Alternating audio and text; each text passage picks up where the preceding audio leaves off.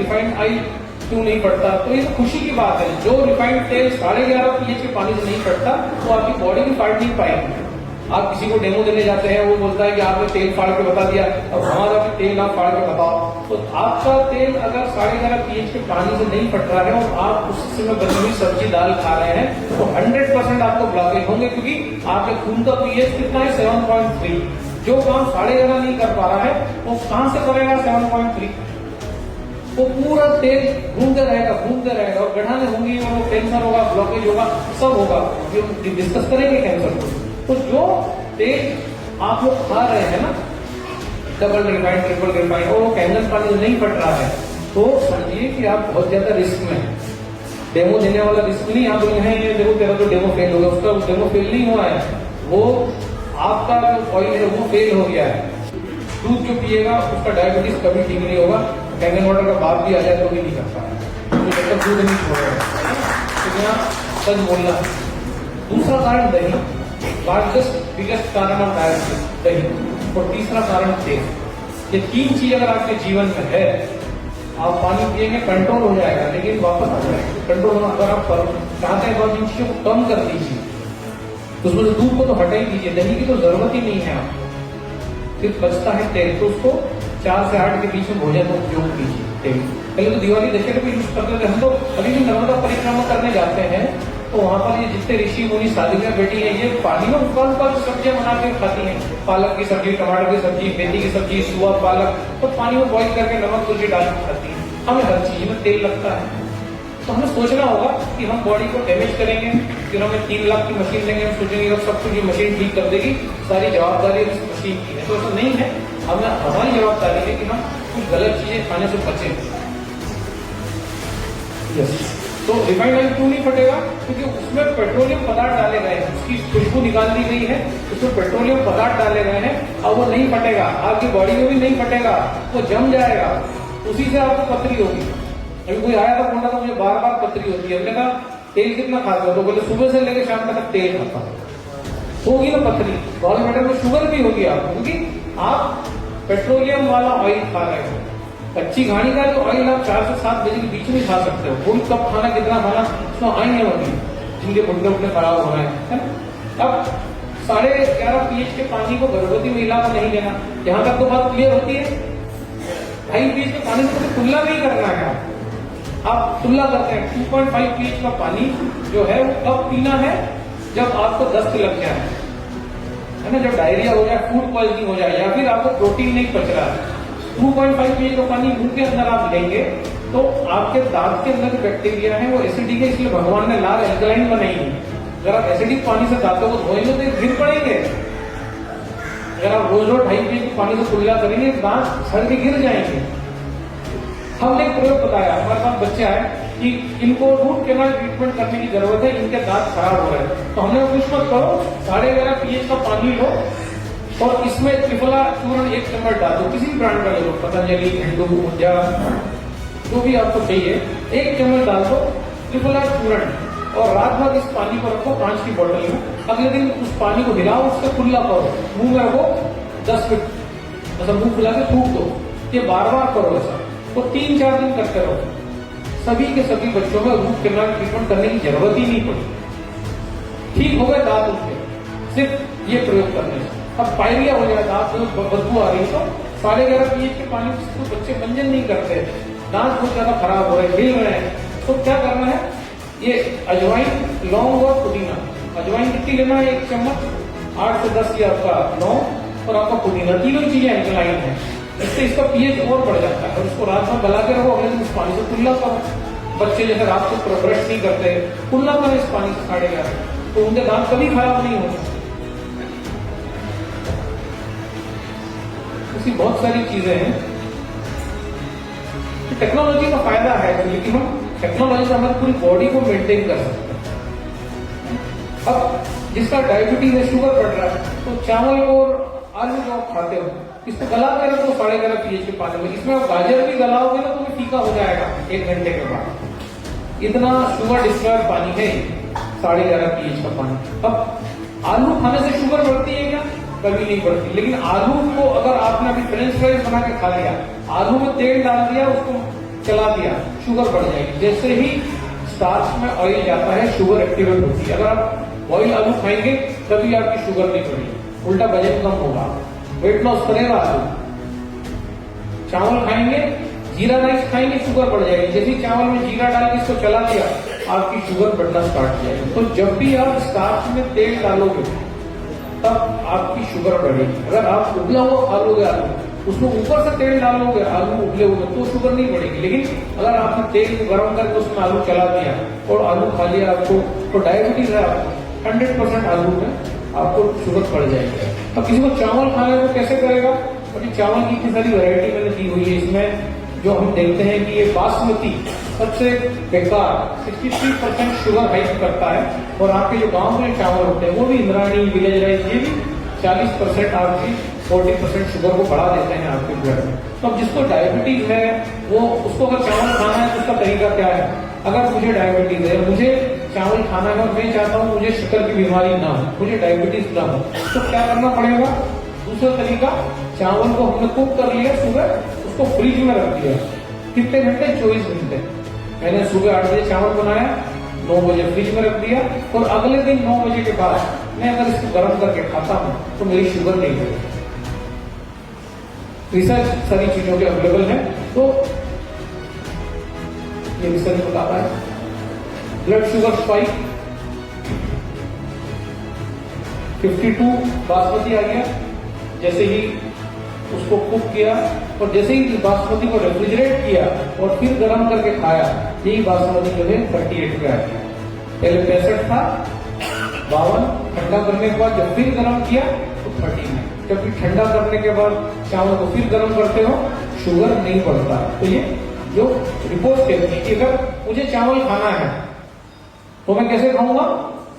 चावल सुबह बनाया और अगले दिन खाऊंगा, इसको ठंडा करके फिर गर्म करके, है ना, रेफ्रिजरेट करके।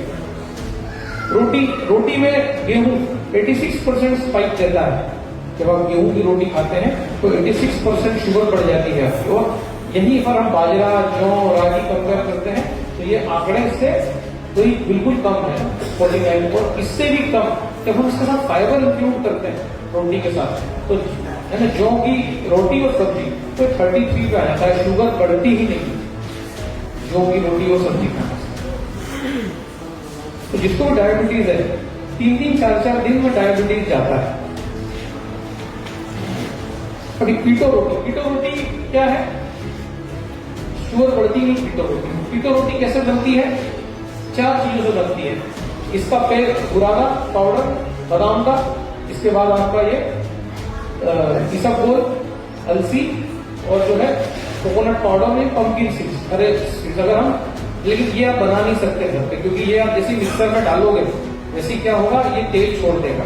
ये हम बना नहीं सकते। तो इसका तरीका क्या है? दूसरा, हमने बादाम गला दिए, हमने अलसी गला दी, हमने ये गला दिया, तो कोकोनट का तो किराने की दुकान मिलते ही है गोला, तो हमने जो है गोला पीस के रख लिया। और इन चारों चीजों को अगर मैं भोजन में ले लेता हूँ, रात को गलाता हूँ, अगले दिन खाता हूँ, इसको तो गलाने की भी जरूरत नहीं है, तो हम देखते हैं कि शुगर नहीं बढ़ता अगर ये मेरे भोजन का हिस्सा बन जाते हैं। ये चारों चीजें, 2 बादाम गला दो, 1 चम्मच अलसी गला दो, आपका ये इसबगोल, और ये आपका ग्रीन पंपकिन सीड्स, इसको तो गलाने की भी जरूरत नहीं। ये अगर मेरी थाली में है तो मेरा शुगर स्पाइक नहीं होगा, है ना।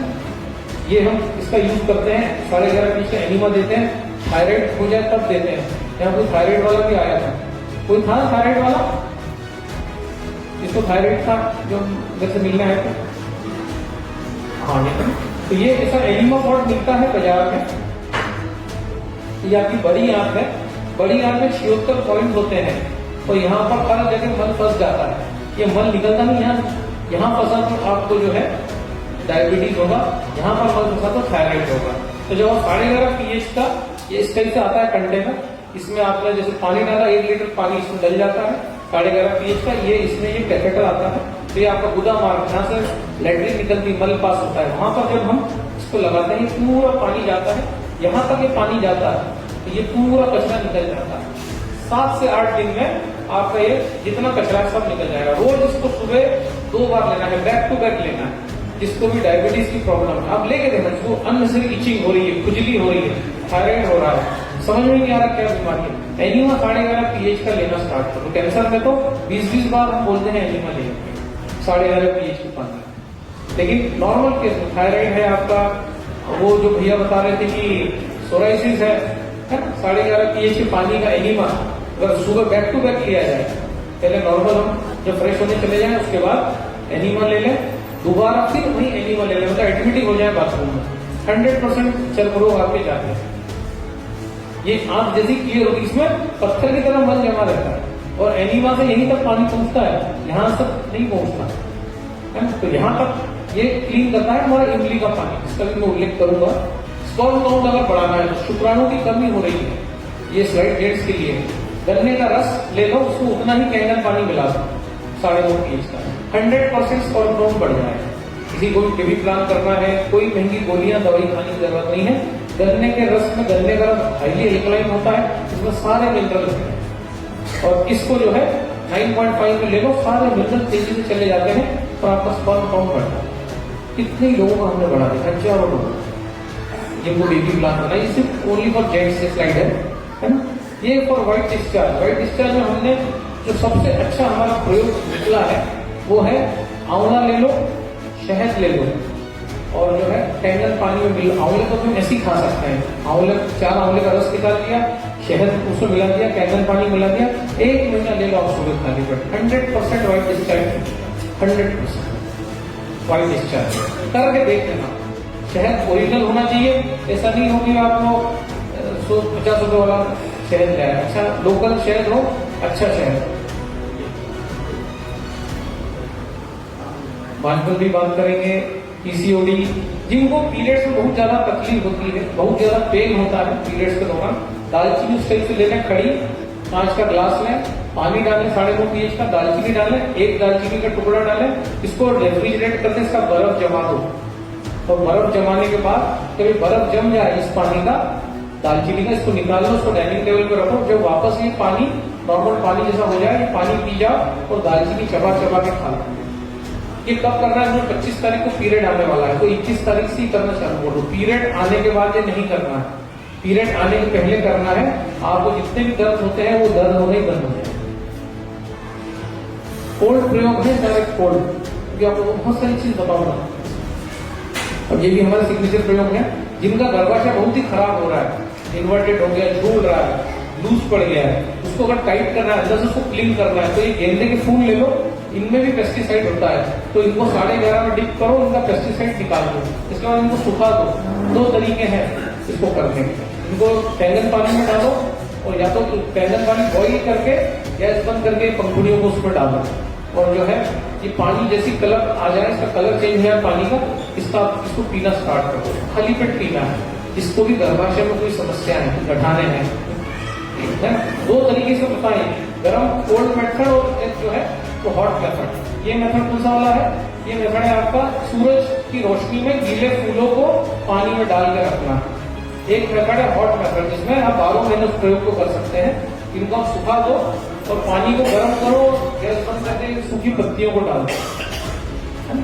जो भी महिलाएं प्रेग्नेंट है, अगर उनके पैर के तलवे खराब है, उसमें अगर डस्ट है, उसमें अगर टॉक्सिन है, तो बच्चा मंदबुद्धि पैदा होगा, बच्चे को ऑटिज्म हो सकता है, सीपी हो सकता है। कोई चांसेस है। जो भी महिलाएं अपने तलवे साफ नहीं करती और बेड पे जाती है और वो प्रेग्नेंट है, तो 100% बच्चा मेंटली चैलेंज पैदा होगा। ये बहुत बड़ा मैं आपको सीक्रेट बता रहा हूँ। उसका तरीका क्या है कि 11:30 में आप पैर रख रहे हैं, 100% सारे टॉक्सिन ये पानी निकाल देता है। कैसे निकालता है वो आप देख ही चुके हैं डेमो में, किस तरीके से ये पानी काम करता है, कैसे तेल इफेक्ट करता है, ये कैसे ये डिटॉक्सिफाइंग पानी है, जीवन देने वाला पानी है। 11.5 pH का पानी हम ब्लॉकेज में, गर्भाशय, थायराइड सब इस पानी को देते हैं। उसके प्रयोग आगे आपको बताऊंगा, जितने बढ़ता चला जाएगा। अब पीसीओडी हो रहा है, पीसीओएस हो रहा है, पीसीओडी पीसीओएस सेम ही है। पीरियड बहुत ज्यादा आना है, पीरियड आना ही नहीं, घुटने में दर्द हो रहा है, डॉक्टर ने घुटना बदलने का बोला है, कब्जियत हो रही है, 3-3, 4-4 दिन लेटरिन नहीं आती है, बाल झड़ रहे हैं, डैंड्रफ हो रहा है, सारे केसेस में सनफ्लावर सीड्स, सूरजमुखी के बीज, हरे कद्दू के बीज, सफेद तिल और अलसी, इन चारों को साफ सुफ करके रखो। इनको गरम गरम नहीं करना है। इन सब में जो है मिनरल भरे पड़े हैं। सफेद तिल में दूध से 16 गुना ज्यादा कैल्शियम है। आपके हार्ट की धड़कन तो बढ़ती है जब कैल्शियम कम होता है। तो इसका ध्यान रखें, इन चारों बीजों को किचन में रखते हैं, इसमें एक जैसा चम्मच डाल के रखते हैं स्टील का कंटेनर में, और इसको रात को भिगा दें 5 के बाउल में, और अगले दिन को चबा चबा के खा लें। जिसका भी घुटना खराब हो रहा है 100% ठीक हो जाएगा। क्योंकि कोई आएगा घुटने में कट कट पट पट की आवाज आ रही है, तो कौन आया था अभी? ये बीज आप रोज खाती है भोजन में, तो आवाज चली जाएगी, मतलब गले की नहीं, घुटने में जो आवाज आएगी वो भी कर्म से भी जाएगी क्योंकि मन को प्रदर्शन करेंगे। लेकिन घुटना अगर खराब है, गर्भाशय खराब है, कोख सूनी है, बच्चा प्लान नहीं हो रहा है, चेहरे पर अनवांटेड बाल आ रहे हैं, सभी का काम करेगा ये चारों बीज। सिग्नेचर प्रयोग है हमारा, लाखों लोगों ने इसका फायदा उठाया। कैंगन पानी में हम इसको डिप करते हैं, इसका पावर और बढ़ जाता है। 9.5 इसको रात भर गलाते हैं, पूरा इसका टॉक्सिन और जहर निकल जाता है। तुमको आप खाइए भी चबा चबा के 15-20 दिन में आपको इफेक्ट इसके आ जाएंगे। कैसी भी बीमारी हो, आपको कब्जियत हो, ब्रेन में आपको याददाश्त कम हो रही हो, घुटना खराब हो रहा हो, गर्भाशय में गांठें हो, टिश्यू बार बार ब्लीडिंग हो रहा हो, 1.5-2 महीना खा लो 1-1 चम्मच। बच्चे भी इसको खा सकते हैं, छोटा चम्मच मसाले का। अब ये स्लाइड सिर्फ महिलाओं के लिए है जिनको भी बेबी प्लान करना है, तो पीरियड स्टार्ट होते से ही इन 2 बीजों का सेवन करेंगे, सफेद अपना अलसी और हरे कद्दू के बीज, और आफ्टर 15 डेज सफेद तिल और सनफ्लावर सीड्स। इसका प्रयोग अगर करते हैं तो हेल्दी एग बनता है। इसको प्रेगनेंसी प्लान करें। ये स्लाइड सिर्फ महिलाओं के लिए है, कि जेंट्स को मत दे देना, जेंट्स को पीरियड नहीं आता।